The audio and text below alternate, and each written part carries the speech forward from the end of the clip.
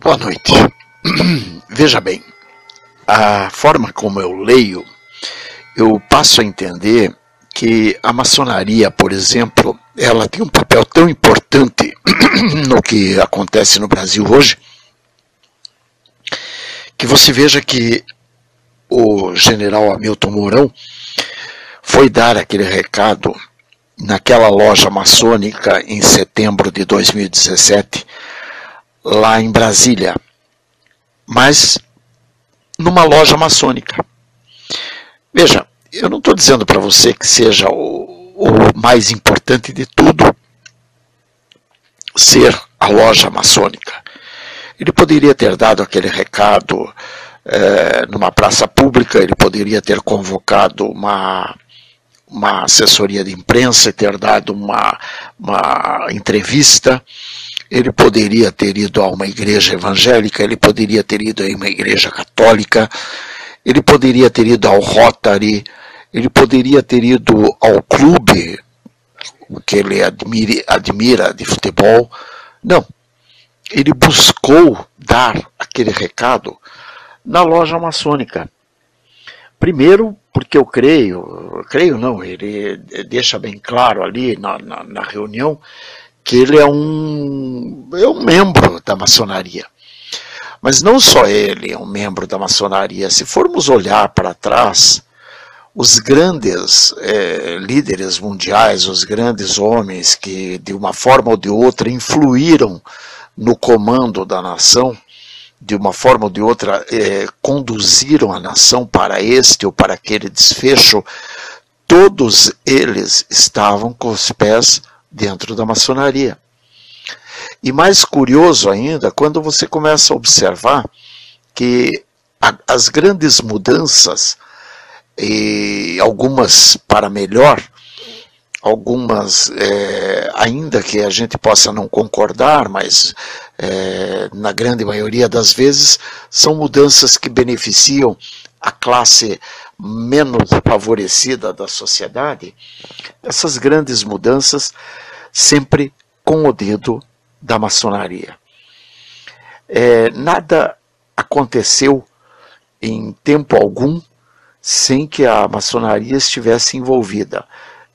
Eu não sei até que ponto isso é bom ou ruim, sinceramente não vou perder meu tempo indo estudar a maçonaria e suas influências no mundo ou na história do mundo. Não é isso que me interessa. O que me interessa é saber que a maçonaria, querendo ou não, ela está enfronhada ali. Então, quando eu ouço A ou B falar bem ou mal da maçonaria, eu fico com o pé atrás e me pergunto, o que poderia falar alguém que nunca pertenceu a essa ordem? Não, uma vez que, veja bem, primeiro, a grande maioria dos que dizem ter pertencido à maçonaria são pessoas, no mínimo, incautas, né? ou sem instrução, né? ou até, algumas até despreparadas financeiramente. E aí você observa vários fatores. Um dos fatores é que a maçonaria, para que você entre na maçonaria, primeiro você tem que ter, são regras básicas, todo mundo sabe, isso daí não precisa ser muito esperto para saber. Primeiro você tem que ter liberdade de pensamento, ou seja, você não pode estar vinculado a A ou B, ou ser uma pessoa assim que esteja, por exemplo, você não pode ser um menor de idade, você tem que ser uma pessoa livre. Você tem que poder assumir os teus atos. Então, se você resolve, por exemplo, que vai viajar agora, você tem que ter a liberdade para fazer essa viagem. Tanto a liberdade financeira, como a liberdade de ir e vir na sua totalidade. Então, algumas pessoas que eu vejo não teriam essas condições, que são condições primárias, para você ser aceito numa entidade como tal. Bom, como eu disse, eu não sou, nunca fui e não sei se um dia serei, até porque eu não tenho condição financeira para tanto, não tenho requisitos básicos para tanto. E também não sei, se eu fosse convidado, não sei se eu aceitaria. Existem muitas coisas que não são sabidas e que me causam certo, assim, não me interessa muito. Diz a palavra de Deus, né, na Bíblia, que tudo aquilo que é bom é o que pode ser feito à luz do dia em cima dos telhados. Ou seja, se você não pode gritar no meio da rua o que você faz, então isso não é bom, né? Se você não pode falar alto o que você faz, então isso não é bom. Mas também tem aquela coisa, não me interessa denegrir, principalmente uma entidade que eu não tenho certeza da sua relação maligna. Eu tenho sim certeza de que ela tem feito muitas coisas e tudo que ela se envolve, parece que os resultados, de uma certa forma, acabam sendo bastante benéficos à sociedade como um todo.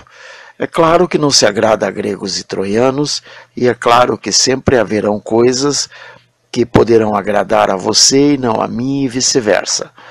Então, até uma certa ocasião, me surgiu uma oportunidade de ter um determinado benefício aí, social, e eu pensei, e cheguei à conclusão de que eu não podia querer aquele benefício, porque aquele benefício, se eu conseguisse aquele benefício, eu estaria abrindo uma exceção para que outros também conseguissem. E aquilo não era correto. Por quê? Porque não era um benefício que você entra numa fila e consegue. É uma coisa que você vai e consegue às custas de compra disso, compra daquilo, enfim, uma propina, uma gorjeta, uma corrupção. Quer dizer, muitas vezes você para e analisa, isto é bom para mim? De repente a coisa até é boa para você, mas como ela não será boa à sociedade, porque se aquilo começa a vigorar de forma tal que muitos outros possam conseguir, então aquilo não será benéfico à sociedade. Por quê? Porque a sociedade interessa um certo controle das coisas, para que as coisas vão acontecendo de uma forma, em primeiro lugar, pela própria meritocracia, né?